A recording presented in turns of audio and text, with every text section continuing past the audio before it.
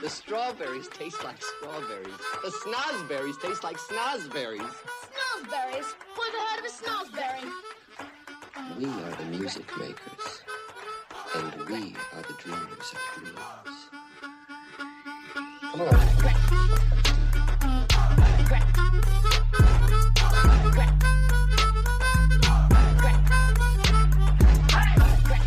This is the Music Makers Podcast, where I read things out loud to you and then offer my unqualified opinions on them.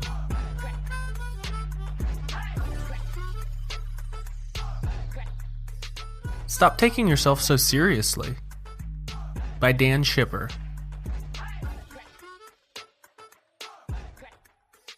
My workout plan this summer would make any fitness guru shudder. I try to go to the gym once or twice a week. I spend 25 minutes there. I run for a mile, do some curls, and then finish off with a dumbbell bench press. It's an admittedly ridiculous routine that does very little for my overall fitness, but I don't care. I don't care because I've been down this road before. I decide I'm going to start working out again, and I take myself very seriously. I become a workout planning god. I research routines, buy supplements, construct a schedule, and pick a start date. Then I go to the gym every day. By the end of week 2, I invariably give up. My current workout routine seems lackadaisical because it is lackadaisical, but intentionally so. That's because it's designed to naturally evolve. Here's what I know is going to happen. I'll get accustomed to going to the gym every now and then, and doing a little bit of whatever I feel like. After a month or so, I'll be at the gym at the end of my normal workout and say, hey, why don't I do some legs? And then I'll start doing legs.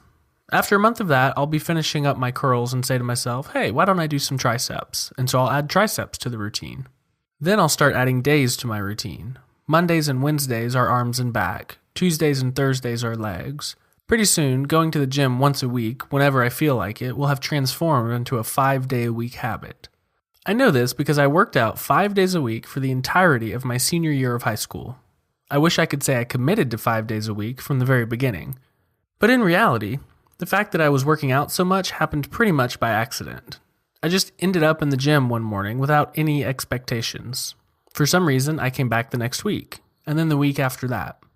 Finally, I looked up and realized that I was working out a lot, so I started optimizing. I researched routines and slowly started implementing them. It was a low-stress, organic process, and by the end of the year, I was in the best shape I'd ever been in. Here's the problem with taking yourself too seriously. Every experience you have can potentially jeopardize your self-importance. When your self-importance is jeopardized, you become defensive, and then eventually stop doing whatever it was you were trying to get good at. When you're taking yourself too seriously, you tend to do two things. You tend to model yourself after very successful people, and refuse to take advice from others.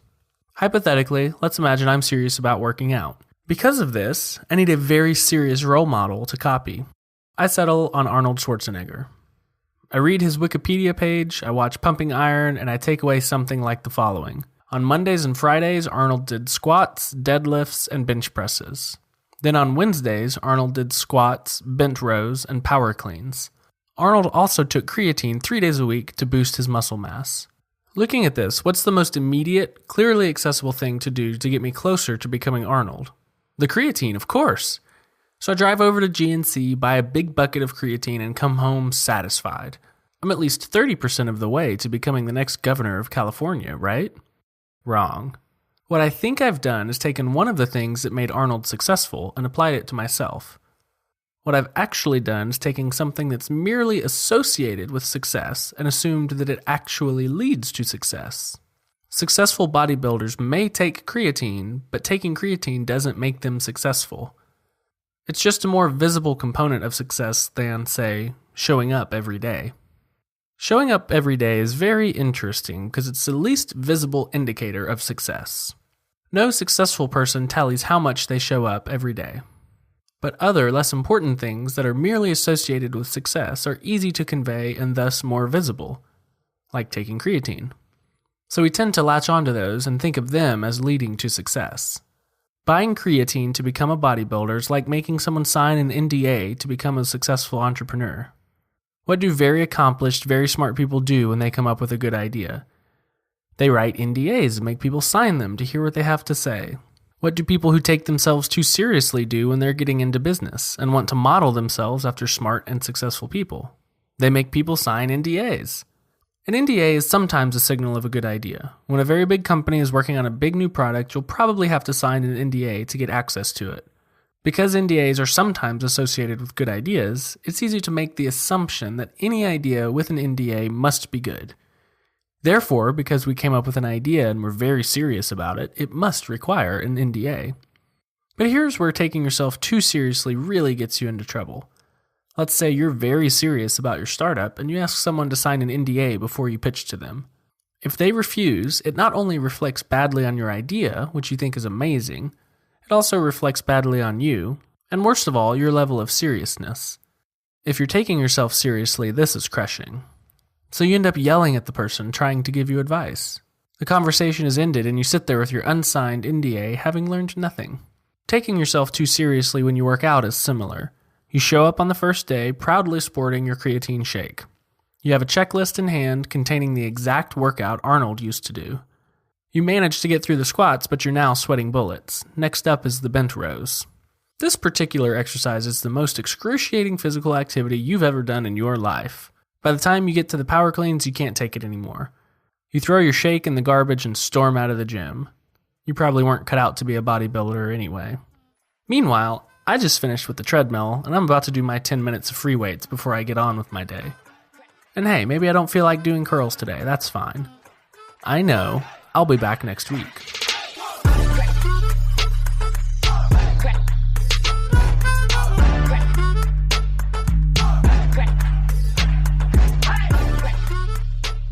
This article gives me a lot of comfort because I've been there. We've all been there. We've all packed our proverbial bag the night before. We've picked out our favorite workout music, the stuff that's going to get us pumped up, and we're almost excited to wake up super early to go to the gym. The first time. Maybe even the second or third time. But invariably, it fizzles out. We're no longer excited to wake up early in the morning and go to the gym. We don't want to pack our bag at night. We don't care what music we listen to because everything is stupid. Going to the gym is stupid and waking up early is stupid. And it's almost like the more preparation we put in up front before we even start, the harder it is to sustain whatever it is we're trying to do. So if you go out and buy all new workout gear before you even start working out, that puts a lot of pressure, at least on me, to be super serious about working out because now I got to justify all this gear I just bought. But unfortunately, the preparation is not the work. It's just like the author said, getting the creatine is not the hard part. The hard part is showing up every single day. Buying new shoes and picking out cool workout clothes and all the stuff you do up front before you actually start the work, all of that is fun.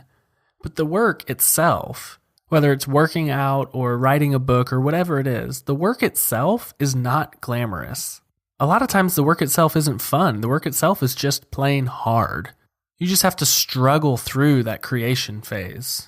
We love watching movies because there are montages. It takes 6 months or a year's worth of work and it puts it into 30 seconds with an awesome background track.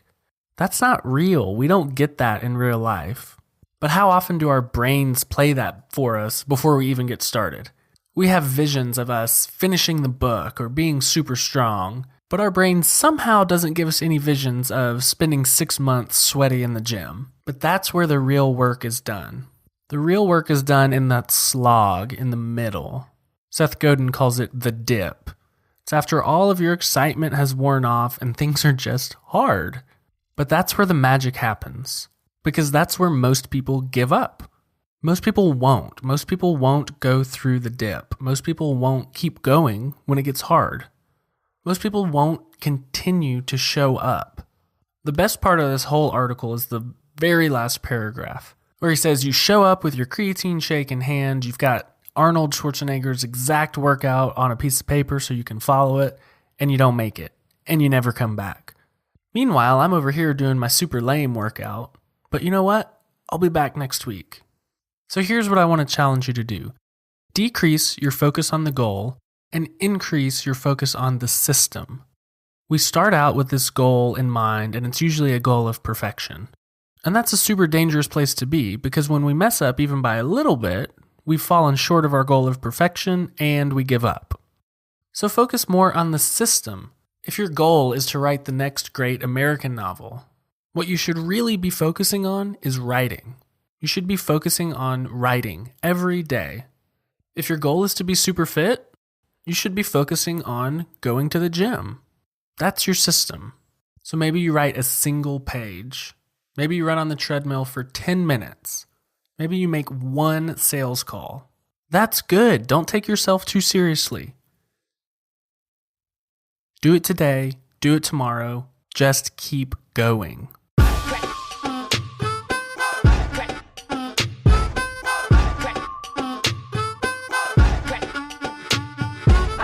The Music Makers Podcast is released twice weekly on Mondays and Thursdays at 10 a.m. Central. Here's a sneak peek from the next episode. Find the time. As you become better and better at finding the time, you'll notice people saying, "When did you have time for this?" And you'll smile. You can subscribe in iTunes by searching for The Music Makers, or visit us online by going to musicmakers.fm. And as always, you can reach me at aaron@musicmakers.fm.